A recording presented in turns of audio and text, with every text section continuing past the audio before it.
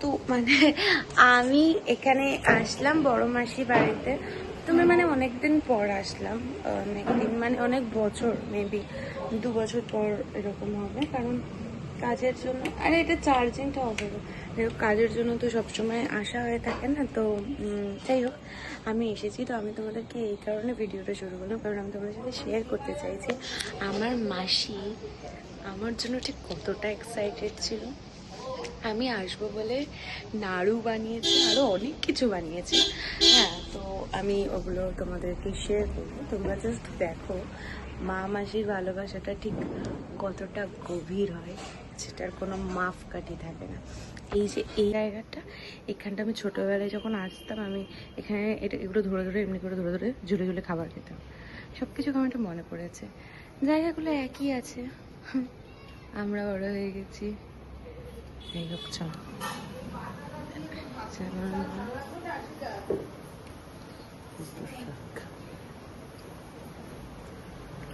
আমাদের গোপাল, আমরা দিয়ে গোপাল। এত ভাত কে খাবে? কি এত ভাত? এত ভাত না তো ওই বাটাটা দিয়ে খাবি তো আগে, দেখ তাহলে কমিয়ে দি ভাই। আমার ওই ভাতটা বেকার যাবে। এটা কি বাটাটা কি? খেয়ে দেখ হবে কি বলো না। দেখো না, কচু দিয়ে ক্যাপসিকাম দিয়ে, কম ছিল কচু তাই ক্যাপসিকাম দিয়েছি, খেয়ে দেখ হবে। কচু আবার ক্যাপসিকাম একসাথে? খেয়ে দেখো, কম পড়েছে বলে দিয়েছি, তুমি খেয়ে দেখো না আগে।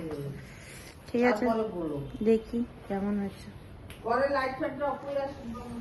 খেতে একদম ফাটাফাটি, খুব ভালো হয়েছে। ভাতটা বানালাম যে লাউটা দিয়ে আর এইটা দিয়ে, হ্যাঁ, ভাত দিয়ে খাবি।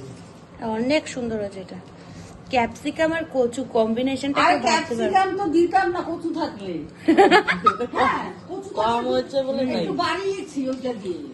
বরবটি দিয়ে ভালো হয়, পটলের বাহ। চিচি পেরে করলে হেভি লাগে, বুঝলি? এটা দিয়ে ভাত খাওয়া যাবে, আর ঢোকা থাকা যাবে না। এত করে। না, এটা ফ্যাট জিনিস না তো। আরে ভাতটা তো ফ্যাট। মাসি বেরিয়ে এসে 2 দিন খালে মোটা হয়ে যাবে। আমার মা রান্না করতে পারে না। তুমি, তোমার তো শরীর ভালো না। বলে দিল আমার মা। কাকে বলবো? আমি ভিডিও করছি, কাকে বলে দেওয়ার কথা বলছো এখানে?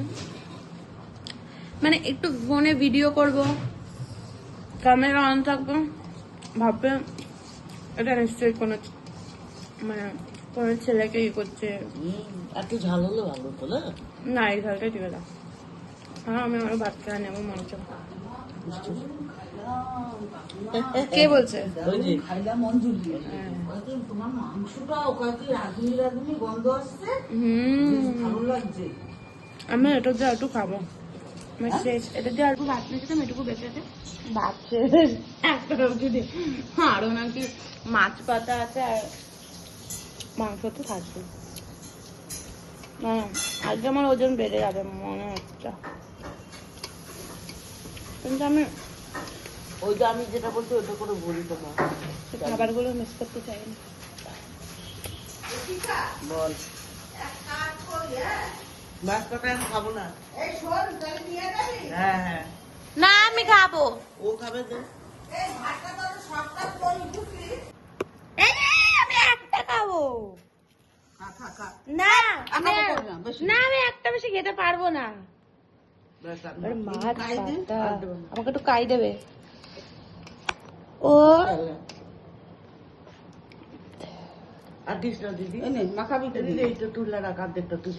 কথা কম, কত 3 দিন ঘরেই ছিল।